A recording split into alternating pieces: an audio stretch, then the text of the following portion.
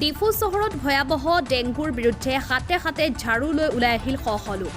Greater বজাৰ committee Diphu municipality board আৰু থং Nokbe fitness জিমৰ উদ্যোগত মহা চাফাই অভিযান। দেওবাৰে প্ৰাতঃপুৱাৰ পৰাই ডিফু চহৰ এলেকাত চলোৱা হ'ল চাফাই অভিযান। ডিফুৰ বিধায়ক বিদ্যা সিং ইংলেঙে আনুষ্ঠানিকভাৱে শুভাৰম্ভ কৰে উক্ত চাফাই অভিযান। গ্ৰেটাৰ ডিফু বজাৰ committee, Diphu municipality board, Diphu Thong Nokbe fitness gym, KS1 চাৰিটাকৈ গোট, কাৰ্বি আংলঙৰ motor transport workers and driver union, all Karbi Anglong building and others construction workers union, বন বিভাগ আৰু ডিফু চহৰ ব্যৱসায়ীৰ লগতে অন্যান্য সকলেও হাতে হাতে ঝাৰু টুকুৰি লৈ ওলাই আহিল ডিফু চহৰ পৰিষ্কাৰ কৰিবলৈ। ডিফু চহৰ পৰিষ্কাৰ পৰিচ্ছন্নতাৰ মাজেৰে ডেংগুৰ পৰা পৰিত্ৰাণ পোৱাৰ লক্ষ্য আৰু উদ্দেশ্যেৰে এই চাফাই অভিযান। সংবাদ মাধ্যমৰ আগত কাৰ্বি আংলং স্বায়ত্তশাসিত পৰিষদৰ MSc জনি টিমুঙে কয় যে ডিফু চহৰখন পৰিষ্কাৰ কৰি ৰখাৰ দায়িত্ব আমাৰ সকলোৰে। আমাৰ চিন্তাধাৰা পৰিৱৰ্তন কৰি জমা হোৱা আৱৰ্জনাবোৰ জাবৰ পেলোৱা ডাষ্টবিন আৰু যথাস্থানত ৰাখিবলৈ আহ্বান জনায়।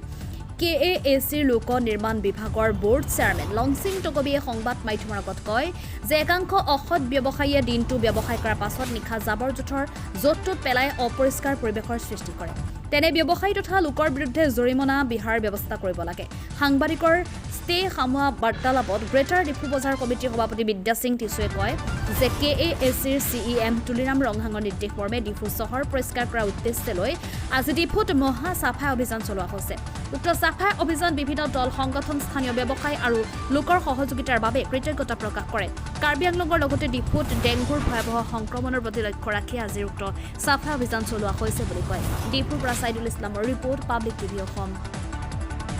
আমাৰ Karbi Anglong autonomous council chief executive member doctor Tuliram Ronghang মানে আমি ধন্যবাদ দিব লাগিব। তেখেতৰ নিৰ্দেশ মৰ্মে আমি কাম কৰিছোঁ। কিহৰ কাৰণে আমি ডিফু ক্লিনেছ ড্ৰাইভ কৰিব লগা হৈছে, কাৰণ ইয়াত কাৰ্বি আংলঙত এনেকুৱা ডিফুত মিউনিচিপেল বোৰ্ড এৰিয়া এনেকুৱা ডেংগু বাঢ়িছে। সেই ডেংগু বঢ়াৰ কাৰণেহে আমি কিবা এটা মানে পদক্ষেপ ল'ব লাগে বুলি কৈ আমি আজি ডিফুত ক্লিনেছ ড্ৰাইভটো কৰিছোঁ। কাৰণ অকল আজি আমি অকল বজাৰ কমিটিৰ ফালৰ নহয়, আমি মিউনিচিপেল বৰ্ডৰ পৰা আৰম্ভ কৰি গোটেই অট'নমাছ কাউন্সিলৰ বৰ্ড চেয়াৰমেন, MEC, MLA এইবিলাকেও আহিছে। আৰু লগতে আমাৰ এই ক্লিনেছ ড্ৰাইভ চাফাই অভিযানতো আমাৰ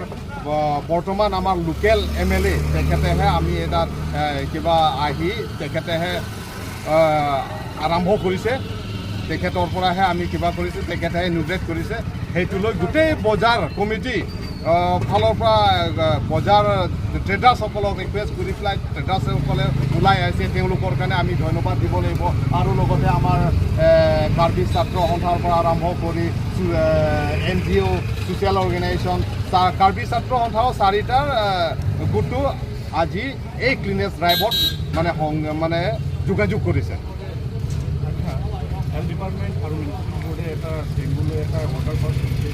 মানে পদক্ষেপ ল'ম বুলি আমি কিবা চিন্তা কৰিছোঁ। আজি আমি সেইটো প্ৰগ্ৰাম শেষ হোৱাৰ পিছত আমি এটা বৈঠকত বহিম। বহাৰ পিছত অকল আমি বজাৰ কমিটি বুলি নহয়, মিউনিচিপেল বোৰ্ড আৰু এইফালে কিবা নকবে ফিটনেছ টিম লগত আমি তিনিটা মিলিহে আৰু বেলেগ অৰ্গেনাইজেশ্যনবিলাকো আছে, তেওঁলোকৰ লগত আমি আলাপ আলোচনা কৰি সেইটো পদক্ষেপটো ল'ম। নহ'লে আমাৰ ডেংগুৰ পৰা আমি ইয়াত কাৰ্বি আংলং বচাব নোৱাৰিম। জাবৰ চাবৰ পেলালে আমি এটা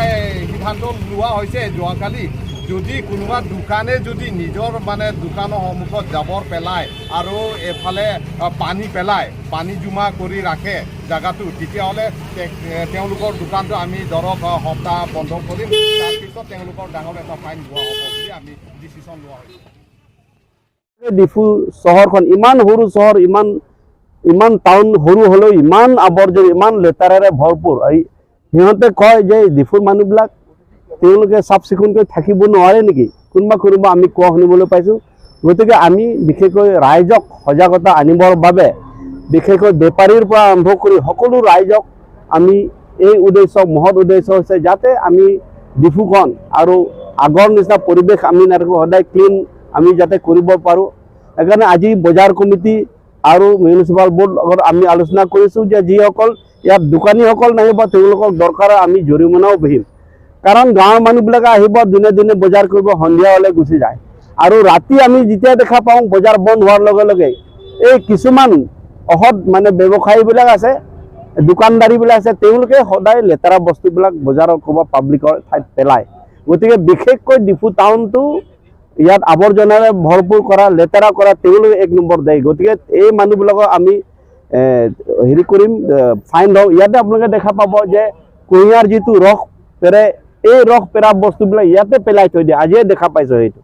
গতিকে এনেকুৱা হৈ আছে সব এৰিয়াত আৰু আমি দেখিবলৈ পাইছোঁ বিশেষকৈ ধৰমনলা অঞ্চলত এই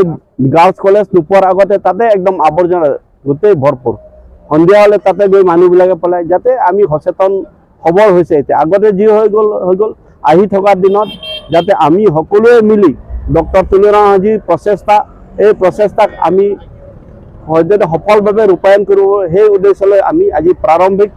ষ্টেজত আমি আছোঁ গতিকে বিশেষকৈ আজি মিডিয়া কৰ্মীসকলেও যে আমাৰ লগত সহযোগ কৰাৰ কাৰণে আপোনালোককো ধন্যবাদ জ্ঞাপন কৰিছোঁ ধন্যবাদ ড্ৰিম টিম জিম গ্ৰুপ তাৰোপৰি আজি সচেতন যিসকল নাগৰিক আছে KSA মিৰ্জিং ক্ৰু KSA থমছন নংপি আৰু বহুত সাংগঠনিক সংগঠনবিলাক আছে ইয়াত আজি সহযোগ কৰি আমাৰ আহ্বানত বিশেষকৈ ডক্টৰ তুলিৰাম ৰহাঙৰ যি প্ৰচেষ্টা ক্লিন কাৰ্বি আংলং ক্লিন ডিফু এই উদ্দেশ্যলৈ আজি আমি এই চাফাই অভিযান আৰম্ভ কৰিছোঁ যেনেকৈ নৰেন্দ্ৰ মোদী ডাঙৰীয়াই চাফাই অভিযান সমগ্ৰ ভাৰতবৰ্ষত আৰম্ভ কৰিছে আৰু ইয়াৰ লগত ডক্টৰ তুলিৰাম ৰহাং সদায় তেখেতে কৈ থাকে যে বিশেষকৈ আমি আমাৰ স্থানীয় পৰিৱেশ আমাৰ এলেকাত আমি সদায় চাফ চিকুণ থাকিব লাগে আৰু বিশেষকৈ আমি দেখিবলৈ পাইছোঁ এই কেইদিন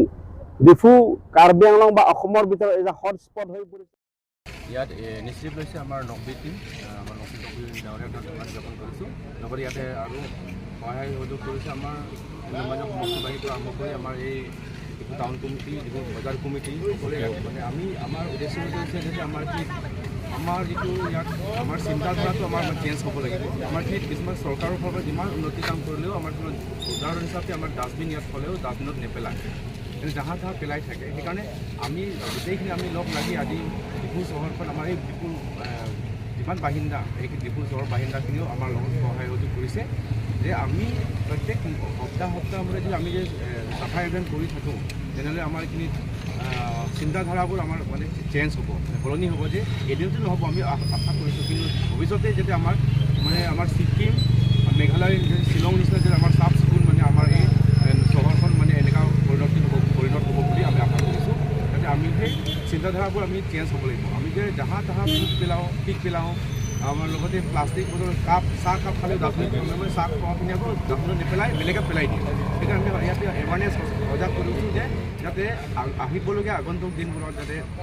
এনেকুৱা কৰি থাকে যিহেতু দোকানৰ সন্মুখতে ডাষ্টবিন থাকিব লাগিব আৰু এই ডাষ্টবিন কম্পালচৰি ডাষ্টবিন ৰাখিব লাগিব আৰু সেইখিনি বস্তু